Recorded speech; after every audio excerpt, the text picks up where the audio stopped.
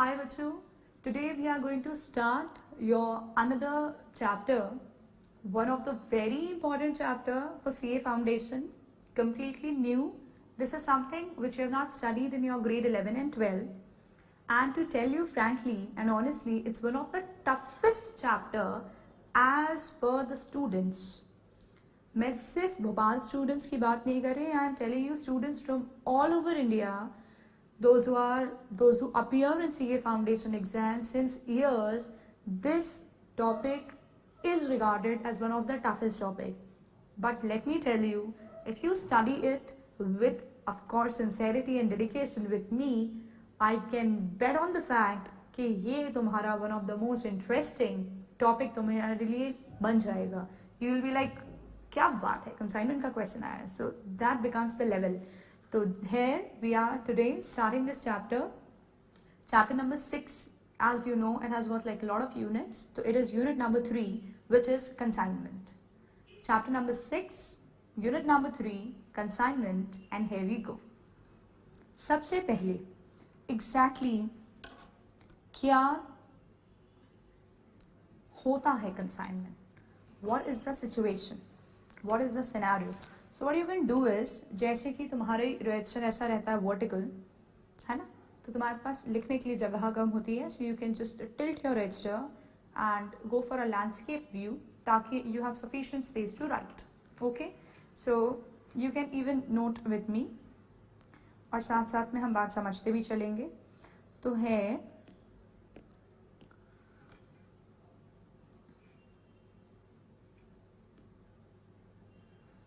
I am drawing a business, okay, and we'll have one more business out here in one of the corner and the other in the other corner. Okay, now let me name it as business of Mr. A, the place Bhopal.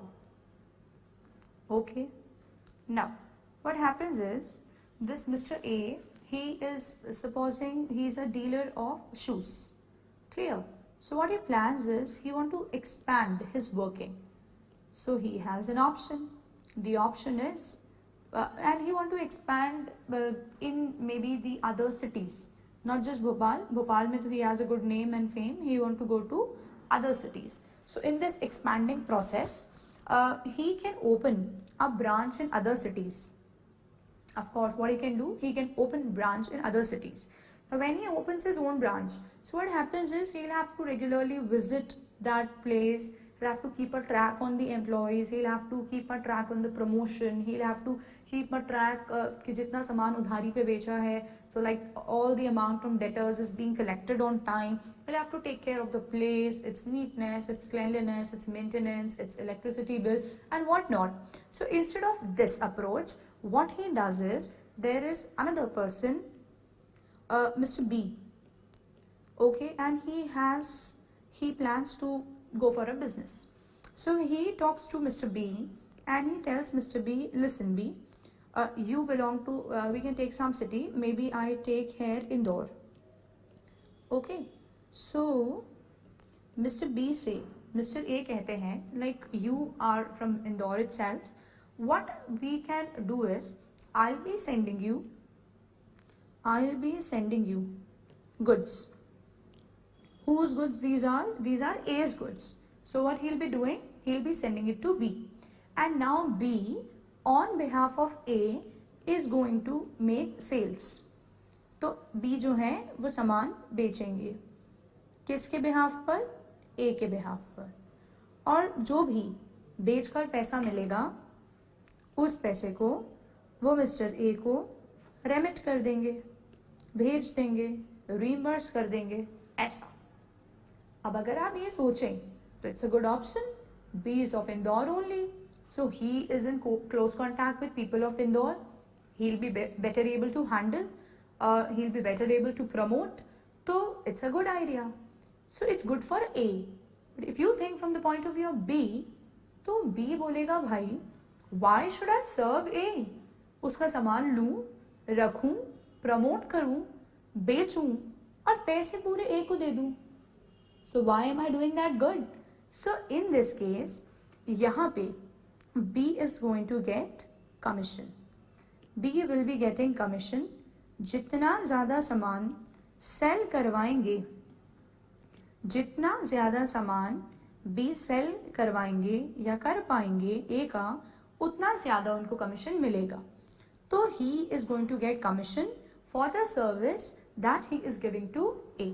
Now in this case, let me introduce you a few technical terms. पहला, this person who is the owner of goods, who is the owner of goods,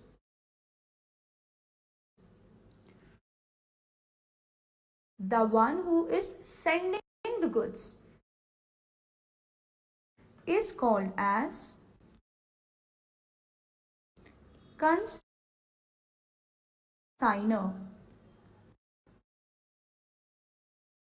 What is he known as?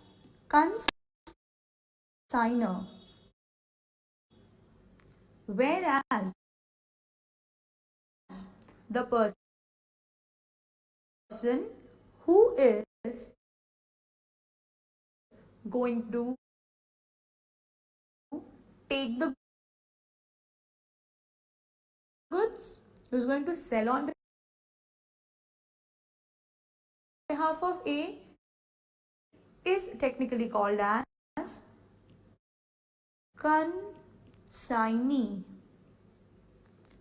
So consignor, the owner, and the one who is going to work for him is consignee.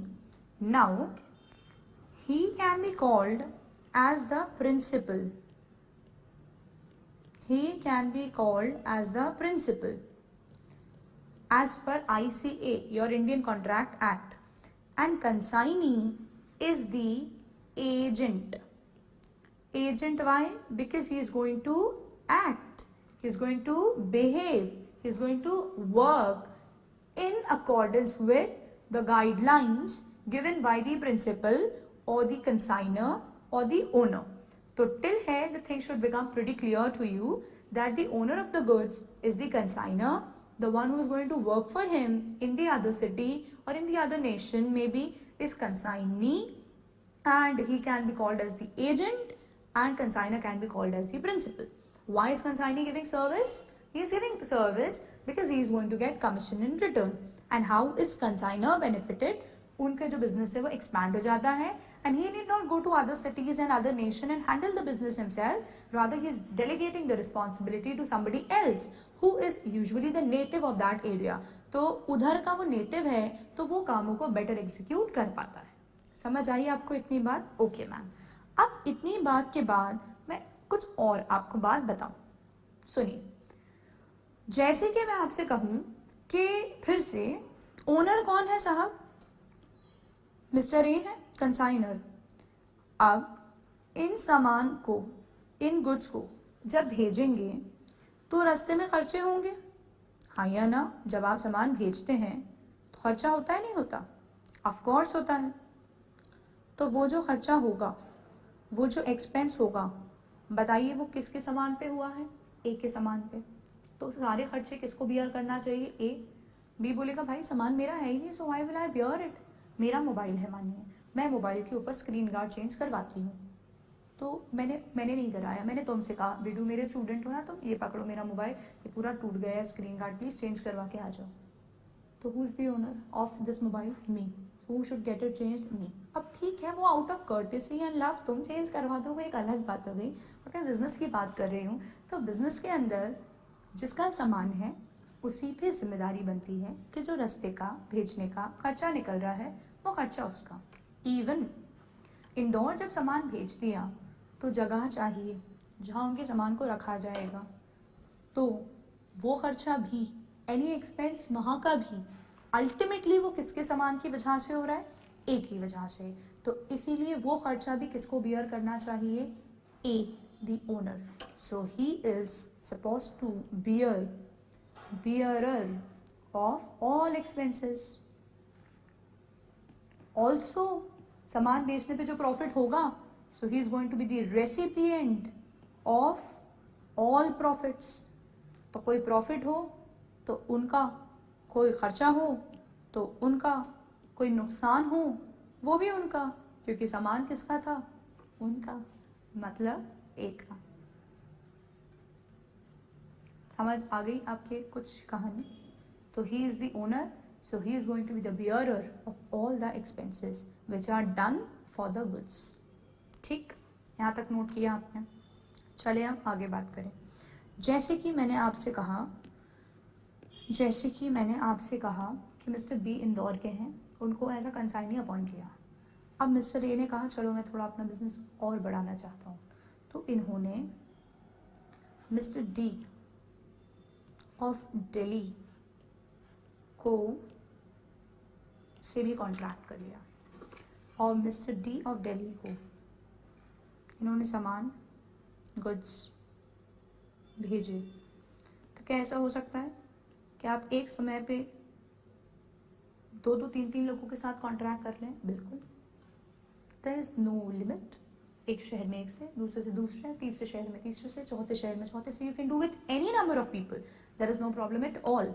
तो ये जो goods भेजे जा रहे हैं दिल्ली में, वो भी अलाउड है। इस केस में भी ये कौन कहलाएंगे? कंसाइनी। और ये भेजने वाले जो हैं, he will still stand in the shoes of consignor. So he is consignor, he is consignee. अब ऑफ कोर्स ये सामान बेचेंगे, बेच के जो पैसा होगा वो क्या करेंगे? बेच के पैसे को रेमिट करेंगे। इनको भी ऑफ कोर्स मिलेगा क्या? कमीशन। जगह ऐसे लिख दूँ मैं, कमीशन मिलना है इनको। अब सपोजिंग मैं आपसे कहूँ कि जो पहला वाला है वो मिस्टर बी, उसका कमीशन का रेट है एट द रेट सपोजिंग 5%, तो क्या नेसेसरी है कि दूसरे के साथ भी 5% रखें? बिल्कुल नहीं। कोई यहाँ ऐसे इक्वालिटी ऐसा कुछ नहीं चल रहा है, जिसके साथ जो सेटलमेंट हो जाए। तो इनके साथ सेटलमेंट हुआ है 6% का, बड़ा शहर है तो उसके हिसाब से लगा, तो कमीशन 6% है। तो टर्म्स में vary in different contracts of consignment. Single consigner can have a lot of consignees. He can send goods to 1 and 2 and 3 and 4, so there is no issue at all. They can be separate profit पहले पे। Of course B ने इंदौर वाले ने जो बेचा वहाँ कुछ अलग प्रॉफिट हुआ, डी दिल्ली वाले ने ज़्यादा कम यूनिट्स बेचे, हो सकता है वहाँ अलग प्रॉफिट हुआ, उनके कमीशन का रेट अलग हो सकता है, उनके टर्म्स अलग हो सकते हैं। बट अल्टीमेट बात, जो सामान भेज रहा है वो ओनर है, वो प्रिंसिपल है, वो कंसाइनर है। क्योंकि सामान का ओनर वो है तो खर्चा हमेशा कंसाइनर ही बियर करता है। जो कंसाइनी है वो एक प्रकार का एजेंट है, उसको केवल सामान मिला है, but he is never the owner. सिर्फ उसको वैसे एक्ट करना है जैसे कि उसको बताया गया हो प्रिंसिपल द्वारा। काम करने के लिए उसको जो रिटर्न में मिलता है वो कहलाता है commission. Clear? Okay, I think this is done and you are quite clear with it. Now we'll write what we have understood properly, क्योंकि वो डायग्राम से तो not everything is going to be perceived later on. Please go and write meaning. Please go and write meaning.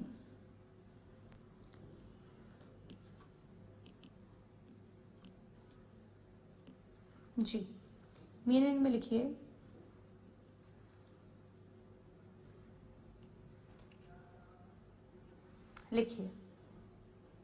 consignment account are used. Consignment account are used. Consignment account are used. ये जो शब्द है consignment, ये term use होता है कब? Consignment account are used when the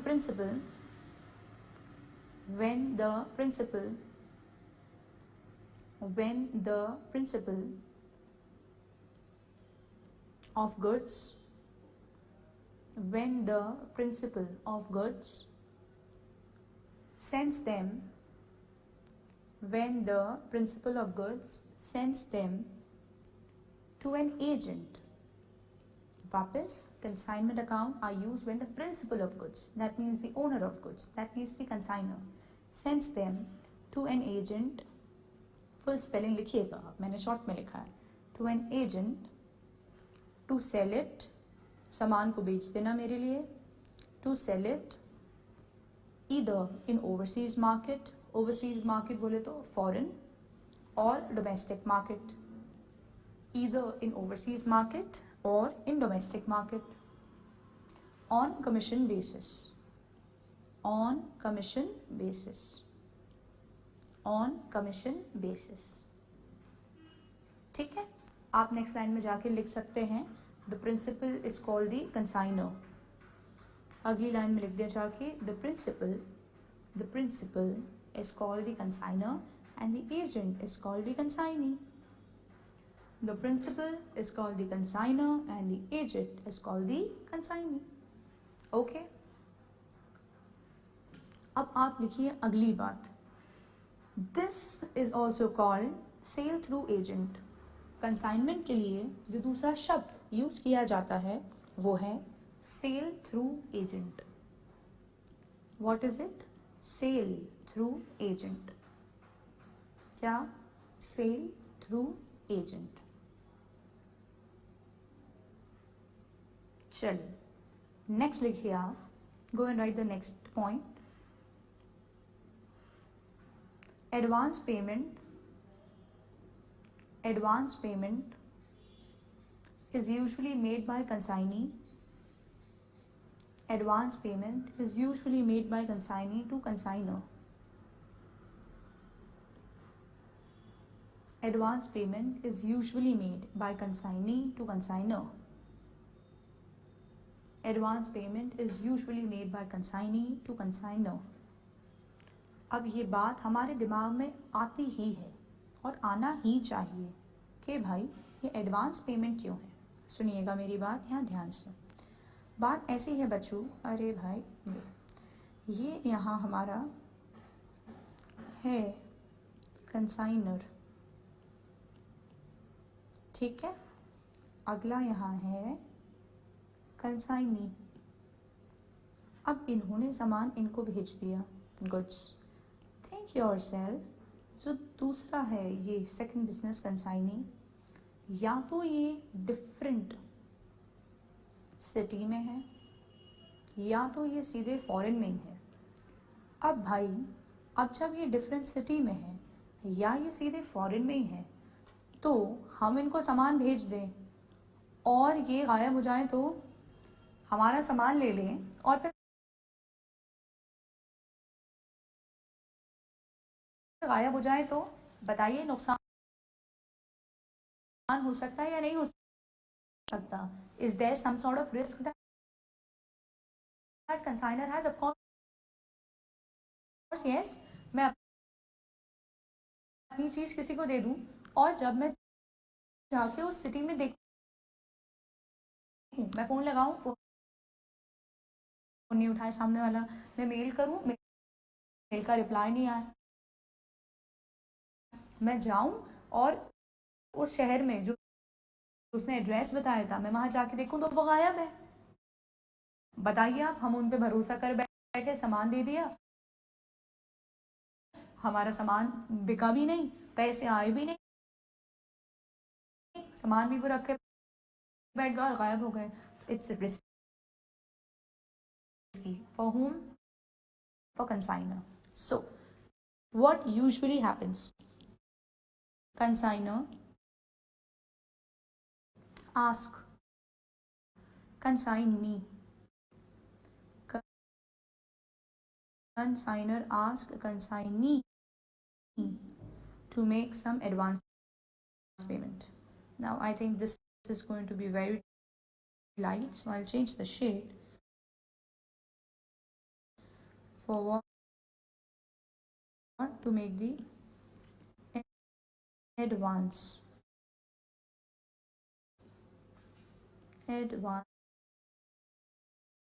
payment. ठीक है, तो आप अपने लिए ये बात लिख लीजिएगा। Advance payment. भाई आप एक काम करिए, आप कौन, हम आपको जानते नहीं, हम आपको हमारा सामान भेज रहे हैं, तो इसलिए आप हमको कुछ एडवांस में पे कर दीजिए। ठीक, तो एडवांस पेमेंट वहाँ से हम मिलता है।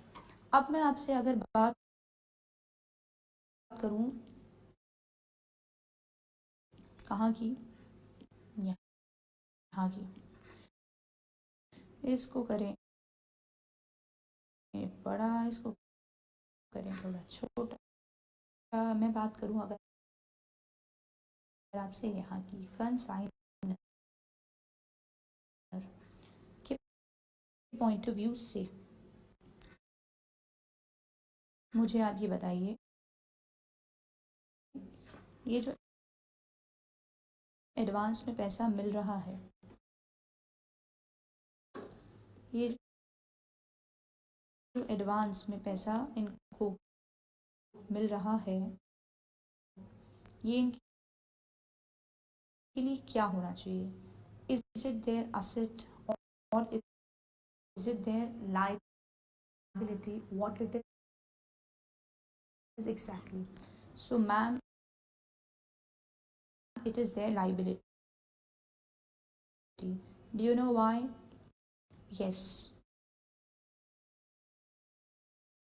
it is a liability क्योंकि आया है वापस जाने के लिए। एडवांस में पैसे मिल गए, ध्यान से, एडवांस में पैसे मिल गए, आया है किसके पास? कंसाइनर के पास। हो सकता है कि सामान वहां बिक जाए, तो जो आपके सामान भेजा है वो अगर बिक गया, तो सामने वाला जब पैसे देगा तो वो काट कर देगा, तो ये पैसा कट जाएगा अल्टीमेटली। और अगर वहां सामान नहीं बिका और उस इंसान ने पूरा स्टॉक वापस कर दिया, तो ये एडवांस आपको उसको पूरा रिटर्न करना पड़ेगा। तो कुल मिला के कंसाइनर को जो एडवांस पेमेंट अगर कुछ मिलता है, तो it's a type of liability for the consignor, because the things are not yet sold and still he got money. So that money is got for what purpose? No purpose. Either that needs to be returned in future or that will get adjusted. So kul milake it's a type of liability for the consignor. Okay, I think that's pretty clear to you. चलिए लिखिए जाके next. Separate consignment account is prepared. Separate consignment account is prepared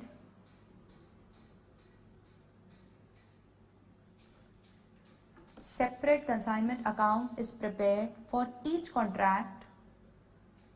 Separate consignment account is prepared for each contract. Her contract अलग अलग, जैसे कि मैंने तुमको अभी एग्जाम्पल बताया था ये, कि जो इंदौर है एक वो हो गया कॉन्ट्रैक्ट, दिल्ली है एक वो दूसरा हो गया कॉन्ट्रैक्ट, तो वो बात।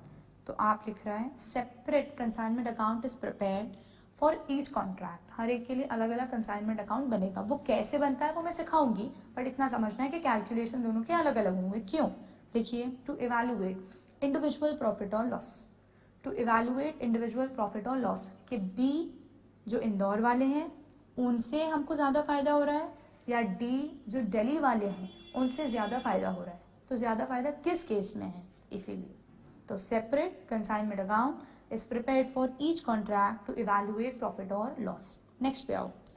When goods are transferred, जब सामान आप भेज रहे हैं तो फिर भी कौन ओनर रहेगा? कंसाइनर ही। Ownership is not transferred. लिखिए, when goods are transferred it does not transfer the ownership. When goods are transferred, it does not transfer the ownership. When goods are transferred, it does not transfer the ownership. He continues to be the owner.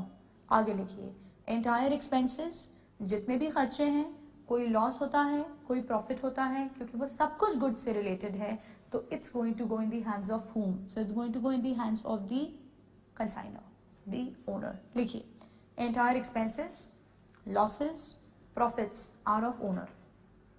Entire expenses, losses, profits are of the owner. Entire expenses, losses, profits are of the owner. ठीक, आगे पहुंचे. Next point लिखिए, consignment account is a nominal account. Consignment account is a nominal account. Nominal account क्या होता है? वो जो year and में जाके क्लोज हो जाए. तो ईयर एंड में ये क्लोज हो जाता है. अभी हम अकाउंट सीखेंगे तो आपको और क्लियर हो जाएगा, बट ये ध्यान में रखना है, can come as a theory question कि कंसाइनमेंट अकाउंट कौन से टाइप का अकाउंट होता है. वो ट्रू फॉल्स कैटेगरी में आ सकता है 2 नंबर में.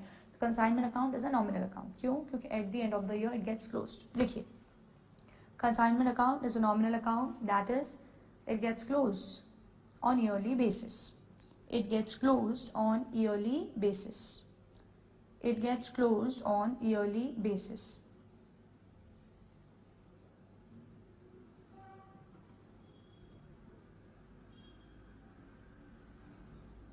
चलिए नेक्स्ट पे आइए. Write down next point, profits और losses from each account.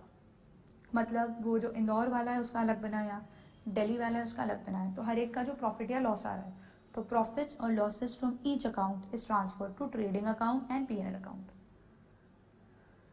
Profits और loss from each is transfer to trading and PNL account. Profits और लॉस जो भी हो रहा है from each is transfer to trading and PNL account. Trading and PNL account. अगला point लिखिए जाके, consignor prepares. Consignor prepares performa invoice. Consignor prepares performa invoice. ये क्या होता है? I'll explain, don't worry. Consignor prepares performa invoice and sends it to consignee. Consignor, the owner, the principal owner of goods. Consignor prepare what? Performa invoice and sends it to consignee. Now what is performa invoice? Let's look into that.